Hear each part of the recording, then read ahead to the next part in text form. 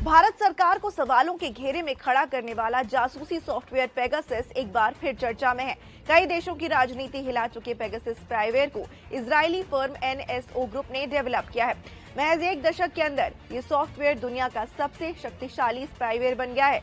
चलिए जानते हैं कि आखिर क्या है पेगासस और इसकी शुरुआत कैसे हुई। पेगासस एंड्रॉइड या फिर आईओएस डिवाइस को निशाना बनाता है। ये महज एक व्हाट्सएप मिस्ड कॉल के जरिए आपके डिवाइस में एंट्री कर सकता है और फिर ये डिवाइस में मौजूद मैसेज से लेकर फोटो और वीडियो समेत सारा डेटा चुरा लेता है। यह आपके फोन के माइक्रोफोन या फिर कैमरा के जरिए आपको रिकॉर्ड तक कर सकता है। इकोनॉमिक टाइम्स की रिपोर्ट के मुताबिक पेगासस के एक सिंगल लाइसेंस की कीमत 70 लाख रुपए तक हो सकती है। एनएसओ 10 डिवाइस में सेंध लगाने के लिए करीब 5 से 9 करोड़ रुपए चार्ज वसूलता है और साथ ही इसके इंस्टॉलेशन के लिए करीब 4 से 5 करोड़ रुपए के चार्ज लिए जाते हैं। खुफिया एजेंसियों के साथ काम कर चुकी और मिलिट्री ट्रेनिंग ले चुकी एनएसओ की टीम ने साल 2011 में ही पेगासस को डेवलप कर लिया था, लेकिन इसे बेच पाना आसान नहीं था। फिर एनएसओ के चेयरमैन के रूप में मेजर जनरल एविगडोर बैन गेल की एंट्री हुई।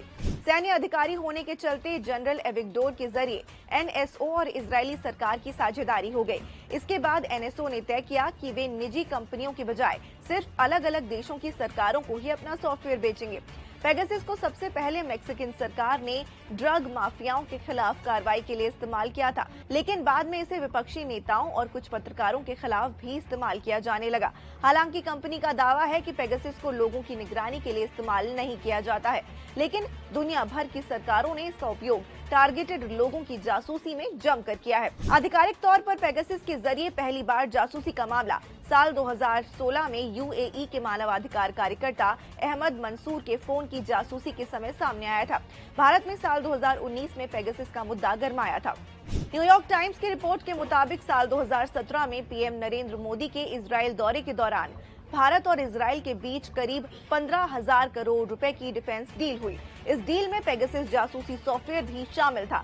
माना जाता है कि पेगासस के बदले में ही भारत ने जून 2019 में संयुक्त राष्ट्र आर्थिक और सामाजिक परिषद में इजरायल के पक्ष में फिलिस्तीन के खिलाफ वोट दिया था। ये पहली बार था जब भारत ने इजरायल फिलिस्तीन विवाद में किसी एक पक्ष में वोट दिया हो।